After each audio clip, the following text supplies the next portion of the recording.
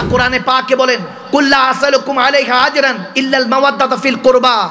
আমার আল্লাহ ডাক দিয়ে বলেন ওগো হাবিব বলেন আপনি নবী মুস্তাফার যদি ঋণ শোধ করতে চায়, সুবহানাল্লাহ। এখন দেখবেন সবারই একটা ঋণ থাকে, মা বাবারও একটা ঋণ আছে সন্তানের কাছে, আছে কি নাই? মা বাবা কষ্ট করে লালন পালন করে বড় করেছে, ঋণ আছে না? আপনি মা বাবার কাছে ঋণী।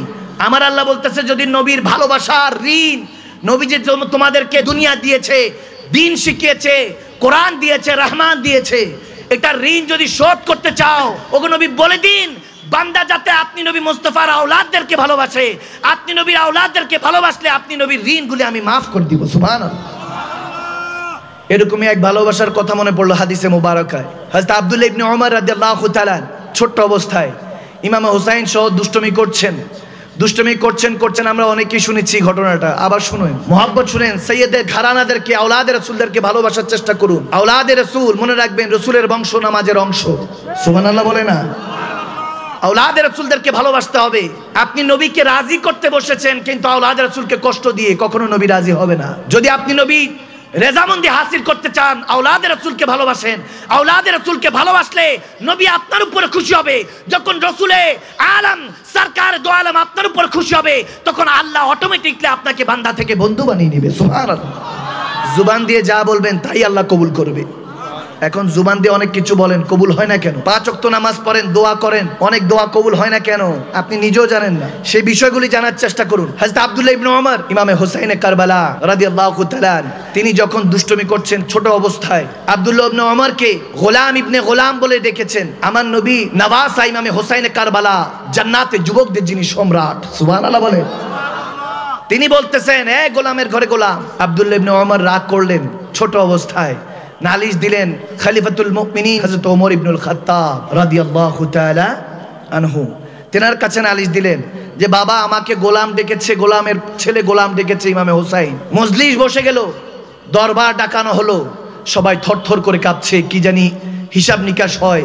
একদিক দিয়ে সরকারে মুস্তাফা রসুলের নওয়াসা, আরেকদিকে ওমরের নওয়াসা, কি জানি হয়। বুঝার বিষয়, এগুলো বুঝতে শিখুন। তাহলে ঈমান আকীদা পোক্ত হবে। ঈমান আছে তো আমল আছে, ঈমান নাই তো আমল কোনো কাজে আসবে না। এজন্য ঈমান শক্ত করতে হবে। ঈমানের নাম আমার নবীর ভালোবাসা, এটা বুঝতে হবে আপনাকে। ভাইরা আমার, ঈমান আকীদা কখনো আপোষ করবেন না। আমি ঈমান নিয়ে কখনো লড়াই করি না। দরকার বলে 100 বার মৃত্যুবরণ করবো আমার নবীর জন্য, 100 বার কোরবান হয়ে যাব, 1 বার 2 বার নয়, 1000 বার টুকরা হতে রাজি আছে আমার নবীর শান ও আজমাতের জন্য। কিন্তু ব্যক্তিত্ব নষ্ট করব না জীবনে ইনশাআল্লাহ। বলে হুজুর একটু আপোষ করলে কি হয়? আমি বললাম কেন আপোষ করব? আমার ইমামে হোসাইন এই শিক্ষা দেন নাই। এজিদের সাথে আপোষ করলেই তো হয়ে যেত, এজিদের হাতে বায়াত হলেই তো হয়ে যেত। ইমামে হোসাইনকে আওলাদে রাসূলদেরকে শাহাদাতের জাম পান করতে হতো না। আমার হোসাইন শিখে গিয়েছেন জান দাও কিন্তু ঈমান দিবা না। আওয়াজ দেয় না কেন মুসলমান? ঠিক না বলে? লাগলে কোরবান হয়ে যাও। কেন ইমামে হোসাইন কারবালা কি জানতেন না? ফুরাত নদীর ওইখানে তীরে গেলে তেনারা সপরিবারে শাহাদাত বরণ করতে হবে, জানতেন না? জানতেন, হাদিসে মুবারকের মধ্যে মওজুদ ছিল। কেন গিয়েছেন? শেখ দিক নির্দেশনা জান্নাতের যুবক সম্রাট ইমামে হোসাইন কারবালা দিয়ে গিয়েছেন। এজন্য যে মুসলমান কখনো ঈমান নিয়ে সওদা করো না।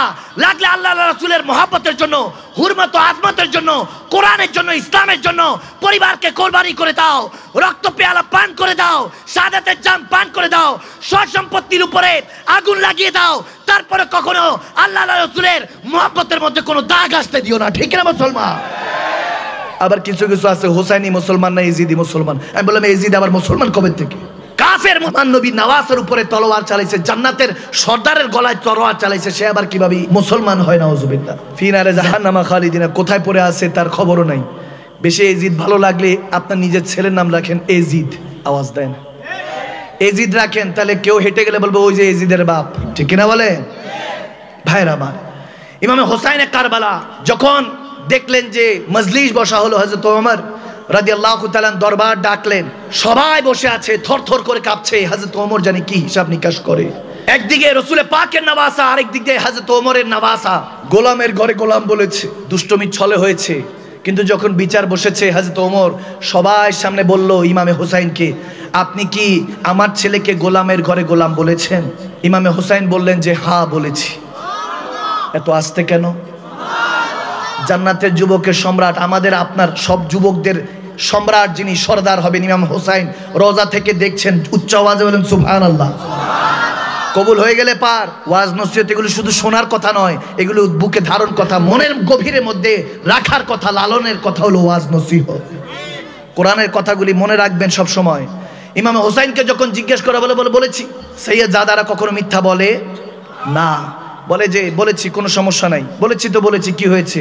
তখন বলে লিখে দেন, কাগজের মধ্যে লিখে দেন। বলে নিয়ে আসেন কাগজ কলম নিকাল। গোলাম ইবনে গোলাম হযরত ওমরকে লিখে দিলেন। হযরত ওমর ওই সার্টিফিকেট, ওই কাগজটা সবাই সম্মুখে লিখে দেখে বলতেছে, আমার প্যারা নবীর হাতে যখন কলমা পড়েছিলাম আল্লাহর হয়েছি, ইন্নাল্লাযীনা ইউবাইউনাকা ইন্নামা ইউবাইউনাল্লাহ, যখন আল্লাহ তাবারক ওয়া তাআলার হয়েছি নবীর হাতে বায়াতে রাসূল গ্রহণ করে, আজ পর্যন্ত শুধু গোলামি করে গিয়েছি, সার্টিফিকেট পাই নাই। সার্টিফিকেট কখনো আশাও করি নাই, কিন্তু পাইও নাই। এতদিন পর্যন্ত গোলামি করেছি। এই মক্কা নগরীবাসী, মদিনাবাসীরা দেখো রাখো, আজকে সার্টিফিকেট পেয়ে গিয়েছি। সাহাবায়ে রাসূলদের থেকে আকীদা শিখুন। আর সেই ওমর ইবনুল খাত্তাবকে নিয়ে আবুল আলা মওদুদীর গোষ্ঠীরা জাহান্নামের কীট, এরা বলতেছে আমার সাহাবায়ে রাসূল সিদ্দিক আকবর হযরত ওমরের নাকি 1-2% গুনাহও ছিল, নাউজুবিল্লাহ। এই লামাযহাবী দল, আহলে হাদিসের দল বেড়ে গিয়েছে। আমি তাদেরকে কখনো অসম্মান করি না, কিন্তু আপনি একটু চিন্তা করেন, আস্ক ইউরসেলফ, নিজেকে কোশ্চেন করুন, প্রশ্ন করুন, এটা কেমন আকীদা আপনাকে দেওয়া হয়েছে? আপনি নবীর কাছে কবরে গেলে কি জবাব দিবেন? যে আবু বকর সিদ্দিক, যেনাকে সিদ্দিক আকবর বলা হতো, তেনাকে কটূক্তি করছেন যে তেনারা 1-2% গুনাহ ছিল, নাউজুবিল্লাহ। এটা বলার সাহস তো আমাদের নেই। আদিনী কুল্লা আদব, দিন প্রতিষ্ঠা আদবের উপরে, আদব উঠে যাচ্ছে, আদব নাই তো এখন আমাদের। হযরত ওমর ইবনুল খাত্তাব, আমার নবী বলতেছেন আমার পরে যদি কেউ নবী হতো ওমর হতো। কিভাবে আসে আপনার মুখ দিয়ে? সাহাবে রাসূল সিদ্দিক আকবর, প্রথম খলিফা। হায় হায়, আমার শের খোদা আলীর কাছে মওলায়ে কাররার শের খোদা আলী, যিনি খায়বারের যুদ্ধে ওই খায়বারের দরজাটা 2 আঙ্গুলে তুলে ফেলেছেন, 80 মনের দরজা, সুবহানাল্লাহ বলে। শের খোদা আলীর কাছে একজন বলতেছে আপনার উপর পাওয়ারফুল ম্যান এই দুনিয়াতে কে আছে? বলে আমার থেকেও সাহসিকতা একজন রাখেন, তেনাকে আবু বকর সিদ্দিক, সিদ্দিক আকবর বলা হয়, সুবহানাল্লাহ। যখন আবু জাহেল আমার নবীর শানে বেয়াদবি করছিল, নবীজিকে যখন এসে সব কাফেররা ধরছে আবু জাহেলের কুমন্ত্রণায়, এসে বলতেছে ইয়া মুহাম্মদ সাল্লাল্লাহু আলাইহি সাল্লাম, ইয়া মুহাম্মদ আরবি, আপনি কি বলেছেন এই যে লাত, মান্নত, উজ্জা, যত রকমের এই মূর্তিগুলি কাবা শরীফে আছে, এদের নাকি ক্ষমতা নাই? আমার নবী বলে হ্যাঁ, এই মূর্তিদের কোনো ক্ষমতা নাই। ঠিক কি না? ক্ষমতা কার? আল্লাহ। আওয়াজ দেন, ক্ষমতা কার? আমার নবী বলে হ্যাঁ বলেছি।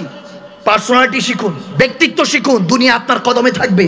আমার নবী বলে যে এদের কোনো ক্ষমতা নাই, ক্ষমতা শুধু একমাত্র কার? তখন আবু জাহেল সবাই মক্কাবাসীদেরকে বিভ্রান্ত করে দিল, রাগিয়ে দিল আমার নবীর বিরুদ্ধে, নাউজুবিল্লাহ। যখন মক্কার কাফেররা আমার নবীর উপরে ইট বর্ষণ করতে লাগলো, নাউজুবিল্লাহ। মক্কার কাফেররা যখন চিনল না, ওই কাফেরদের মতো কিছু এখন মুনাফিক আছে, আমার নবীকে চিনে না, যখন ইট পাথর মারা শুরু করলো, নবীজি চুপচাপ ইট পাথর নিচ্ছিলেন উম্মতের জন্য, শুধু উম্মতের হেদায়েতের জন্য। এই আজ যারা আমরা কোরআন শোনার কথা শুনছি রেডিমেড, এই আপনার আমার জন্য আমার নবী ইট পাথর খেয়েছেন, কষ্ট খেয়েছেন, মাথার হেলমেট থেকে রক্ত পড়েছে দ্বীনকে কায়েম করার জন্য। আর আজকে হেলা ফেলা বানিয়ে দিয়েছেন এই দ্বীনকে, ইসলামকে।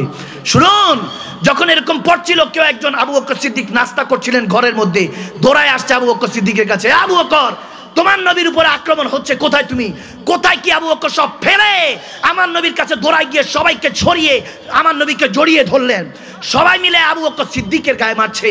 আমার আবু বকর শুধু একটাই কথা বলছেন, এই মুশরিকরা, কাফেররা, এই নাদান বদবখতরা, নবীর উপরে জুলুম করছো, সেই নবীর উপরে জুলুম করছো যেই নবী তোমাদেরকে শান্তি দেওয়ার জন্য এসেছে, যেই নবী তোমাকে রহমান চিনাতে এসেছে, সেই নবীর উপরে জুলুম করছো, যেই নবী তোমাকে জান্নাত দিতে চায় সেই নবীর উপরে জুলুম করছো।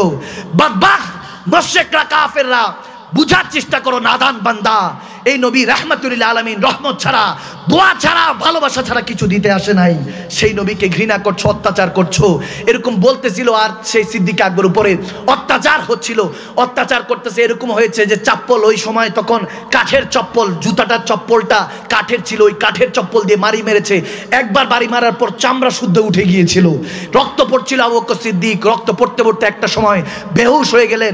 এরকম অবস্থায় তেনাকে ধরাধরি করে ওই কাফেররা চলে গেল, নবীজি কামরায় চলে গেলেন, নিয়ে গেলেন সাহাবারা, সিদ্দিক আকবরকে ডাক্তারখানায় নিয়ে গেলেন ওনাকে দেখার জন্য। ঘরে যখন নিয়ে গেল, যখন রক্ত পরিষ্কার করছে, তখনও বারবার বলতেছে আমার নবীকে মারিস না তোরা। জুবান দিয়ে একটাই কথা ছিল, কষ্ট দিস না আমার নবীকে। জুবান দিয়ে শুধু এই কথাটা বের হচ্ছিল। সেই সিদ্দিক আকবর যিনি সমস্ত কিছু ত্যাগ করে হিজরতের রাত্রিতে আমার নবীর সাথে মক্কা থেকে মদিনায় হিজরত করেছেন, সেই সিদ্দিক আকবরের বলতেছেন 2-1% গুনাহ ছিল, নাউজুবিল্লাহ। এই ঈমান আপনার, যখন কাফের 40 জন দাঁড়িয়েছিল আমার নবীর ঘরের সামনে পাহারা দিচ্ছে, আমার নবী আবু বকর সিদ্দিককে নিয়ে সামনে দিয়ে চলে গেল, কাফেররা দেখে নাই।